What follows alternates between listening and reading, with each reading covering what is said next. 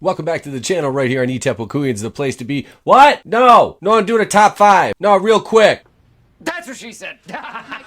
That's what she said. Ha! Really, we gotta save that for the video. I want to minimize the what? No, this is gonna echo really bad. Stop making me yell. Look, I can't go outside right now. I'll melt. Top 5 movie that I never get sick of watching.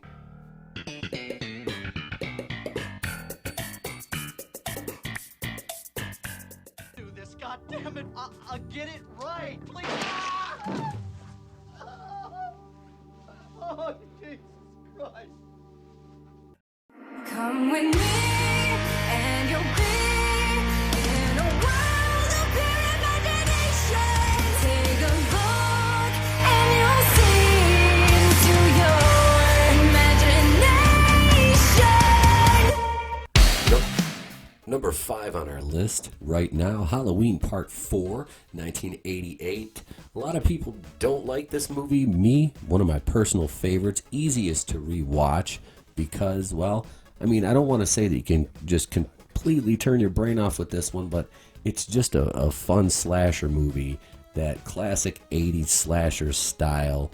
You know what I'm talking about. And it's far better than Halloween Part 5, you know, The Revenge of Michael Myers. That one was bad. This one at least made the effort to still maintain some of the continuity in the Halloween franchise and mythos. So yeah, this one is right up there with the first one as far as my favorite in the franchise, but Part 4 will always be the most rewatchable to me anyway.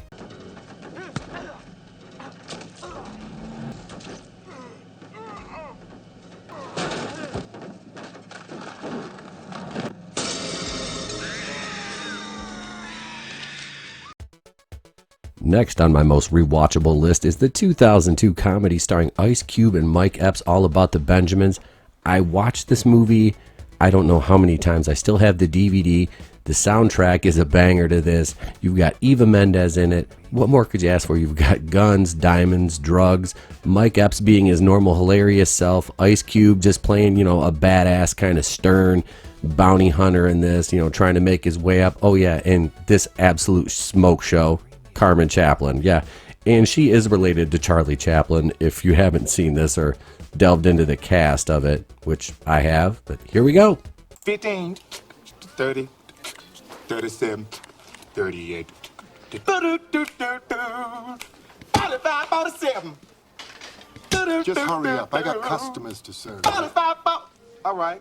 Number 3 on my list of most rewatchable movies, of course, the 1986 Canon Films underrated classic starring Steve James, Michael Dudikoff. I've reviewed it for the channel as Cleveland Brown is Avenging Force. I fucking unabashedly love this movie. I think we were deprived of something when the world did not get a Michael Dudikoff portrayed Spider-Man. That's right, I said it.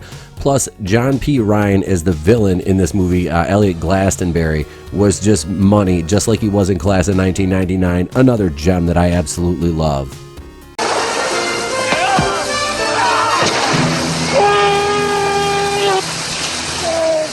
I remember how happy I was when I got the 25th anniversary edition of this movie and the video game pre-ordered from GameStop. I know I've got issues, right? GameStop?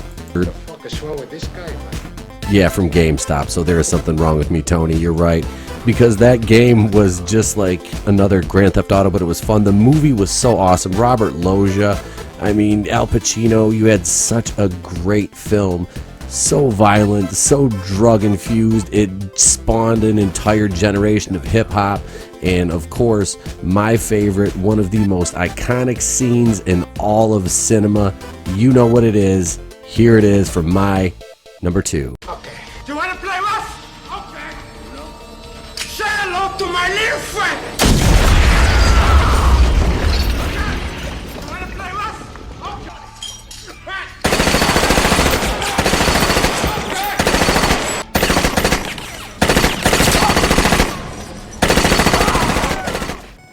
That brings me to my number one most rewatchable movie of all time. Yes, The Empire Strikes Back, the second in the original trilogy of Star Wars.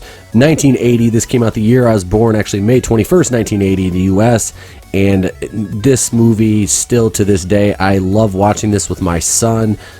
Everything about this movie, this scene, it so just takes me back. It hits me right in the feels. 3 years later, when this trilogy would end, I would actually go to get to see Return of the Jedi in the theater. My mother took me to see that at 3 years old, and I have not forgotten that experience to this day. So I hope there's some Star Wars worth taking my son to see, because I really want him to experience something like this next scene in a theater. No, I am your father.